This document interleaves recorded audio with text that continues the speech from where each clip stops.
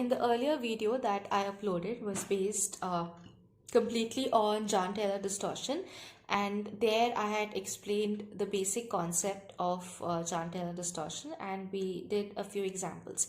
Then I had mentioned that the distortion occurs as in, let's just do a quick revision. Jahn-Taylor distortion occurs when you have uneven distribution of electrons. Okay, it is a stronger distortion when the uneven distribution of electrons is in the EG orbitals, and it is a weaker distortion when the uneven distribution of electrons is present in the T2G orbitals. Okay, now basically in order to remove the degeneracy of electron, the Jahn-Taylor distortion occurs. Okay, so the degeneracy of the electron is removed, and what happens to the orbitals is that they split further. Okay, so they try to remove the degeneracy and hence they undergo a distortion. Fine. So there was an example of titanium +3 that I had discussed, wherein we saw the effect of Jahn-Taylor distortion on its UV visible spectrum. If you just go and have a look at my previous video, then you will exactly understand what I am talking about. So in titanium 3+, that is a D1 system, we had the very first transition. That was because the electron goes from the T2G orbital to the EG, and then there was the Jahn-Taylor distortion that was taking place. The electron was again undergoing a transition, and that transition gave rise to a shoulder peak. Okay, so today I will talk about the two types of distortions which are going to happen. Fine. So we have a tetragonal elongation, that is one type of distortion, and the second type is tetragonal compression. Okay, so let's just put down some points and then I'll do the explanation. So these are the two types of distortions which actually occur. We have the tetragonal elongation, okay, which is also known as the extreme elongation, and the geometry changes from octahedral to square planar. The other type of distortion that can take place is tetragonal compression. Again, it is extreme compression type of distortion, and the geometry changes from octahedral to linear. Fine. So now let's just try to understand what basically happens in Jahn-Taylor distortion. Okay, now I told you that initially we start with an octahedral system. Okay, so this is my octahedral system.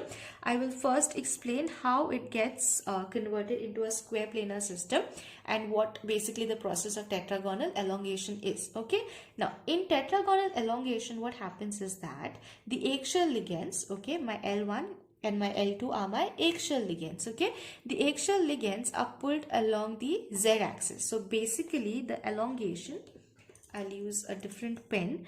Basically the elongation occurs along the z-axis. Okay, so if you can just imagine, what is done is that these ligands are pulled along the z-axis. Okay, that means you are stretching it, okay, along the z-axis. So actually what will happen is that as this length keeps on increasing, okay, as my L1 and L2 move further apart, okay, my other four ligands, so if I want to just label them, I'll put them as L3, L4, L5, L6. Okay, as these are pulled away, what is going to happen?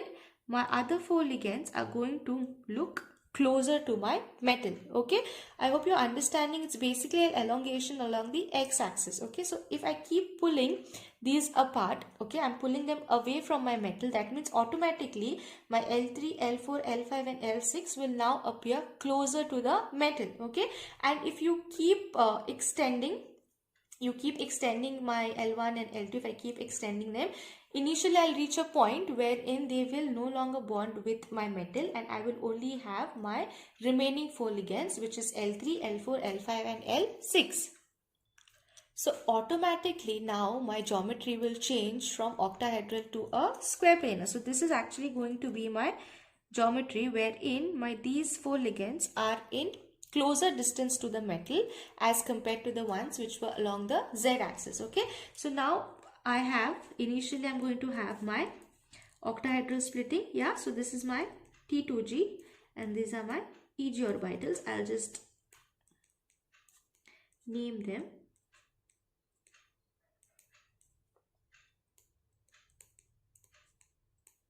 Okay, so this is my normal octahedral energy splitting. Okay, this is how it is going to be. Now what will happen is that since I'm pulling my ligands along the z-axis, the z-axis will be elongated in such a way that the repulsions will be less. Okay, more the elongation along my z-axis, lesser will be the repulsions. Okay, so what will happen is that my orbitals which are in close proximity to the z-axis, now they are going to face lesser amount of repulsions, and hence their energy level is going to decrease. Okay, I'll repeat that again. Elongation takes place along the z-axis. Okay, hence the repulsions are now going to be lesser with regards to the orbitals which interact with the z-axis. Okay, so now how these orbitals are going to split?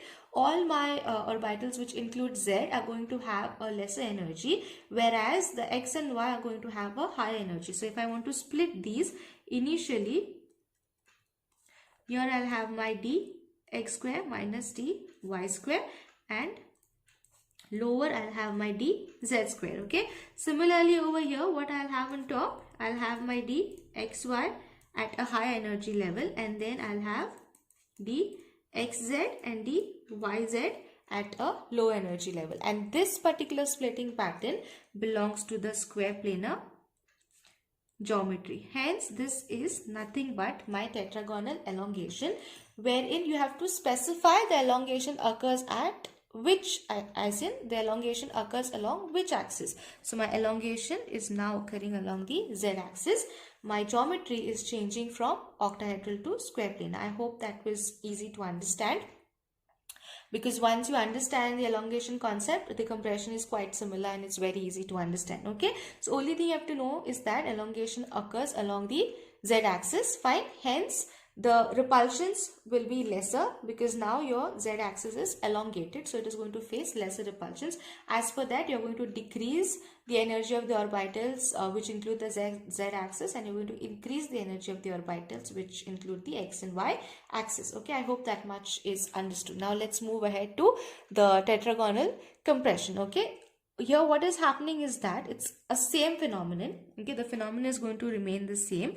Basically, what are we doing? We are compressing the axis, that is, we are compressing the z-axis. So if I just have to draw, again I'll put down my octahedral field. Okay, so this is my L1, my L2, L3, L4, L5 and L6. Okay, now what I'm doing along my z-axis, I'm basically pushing my ligands more and more closer to the metal. Okay, so the force is actually applied along this direction, wherein my L1 and my L2 are now moving closer and closer to my metal. Okay, so if they are moving closer, that means now this particular ligands will be in close distance to my metal, whereas these will look as they are elongated further. Okay, so it's very simple to understand. I will basically now have like this, wherein this is my L1 and this is my L2, and now these are going to look like they are further apart from the metal. Okay, so if I do my compression to such a point that finally I end up with a linear geometry and I can ignore the other four ligands. Okay, so this is tetragonal compression, and that's why the word extreme comes into picture. Okay, extreme compression, only then you can ignore the other four ligands, and extreme elongation, only then what will happen is that your two ligands will move so apart that your other four ligands will appear to be very, very close. Okay, so over here what will happen? The reverse of this. So basically I am compressing my complex, okay, along the z-axis. So what will happen is that the energy of z-axis, as in the orbitals which include z-axis, it is going to drastically increase. Okay, so again if I have, this is my octahedral. Okay, so this is my dxy, dxz, dyz. This is going to be dx square minus y square, and this is going to be dz square. Okay, now what is going to happen? Basically my z-axis is going to have very high amount of energy, yeah, because it is close to the metal, and again the interactions, that is the interaction with the ligands, is going to be very, very high, and hence there will be repulsions in large quantity, and because of more repulsions the energy is going to increase. Okay, so basically this is the first part wherein dz square is going to have very high amount of energy. Okay, so what will happen next is that I told you the orbitals which again interact a little bit with the z-axis, again they are going to have higher amount of energy. Okay, so there are two which are going to again split up. So which ones are they? The xz and the yz. Okay, whereas these are going to have lesser amount of energy. So how many do we have here? We have two. We have the xy and then we have the x square minus y square. Okay, now x and y axis, they're totally free. The repulsions are going to be very less. Lesser the repulsions, lesser is going to be the energy. So the highest energy value will be for d z square. Then we will have the xz and dyz, and at the end we will have dxy and we will have dx square minus y square. Okay, this particular pattern is for the linear geometries. This particular splitting pattern is for linear geometries. And finally, I would just like to talk about the dq values that we have. Now, the linear geometry can be available in two cases. Either we can have coordination number 1 or we can have coordination number 2. So I will just put down the dq values for different orbitals. So when we have dz square, the value is going to be 5.14. Okay, when we have dx square minus y square and dxy, they are going to have similar, minus 3.14, and finally we have dxz and we have dyz. Okay, for this the value is going to be 0.57. Okay, so it is understood that dz square is the one which is having highest amount of energy, the dq values. Then we have dxz, and then we xz and yz, both of them are equal, and finally we have dx square minus y square and dxy. Okay, what will happen is that when we have coordination number 2, these values are just going to be double. Okay, so 5.14, double of it will be 10.28. Okay, this is going to be roughly minus 6.28. This will also be minus 6.28, and this is going to be 1.14 and 1.14. Okay, so the linear geometry is seen in two cases, when the coordination number is 1 and when the coordination number is 2. Now here of course the coordination number is going to be 2 because we have two ligands. Okay, and also talking about square planar, I will give you all the dq values of this also, because sometimes there are questions even based on dq values. Of course, I can prepare a separate video on dq values in coordination chemistry. If you all want that, then just put it down in the comment section below.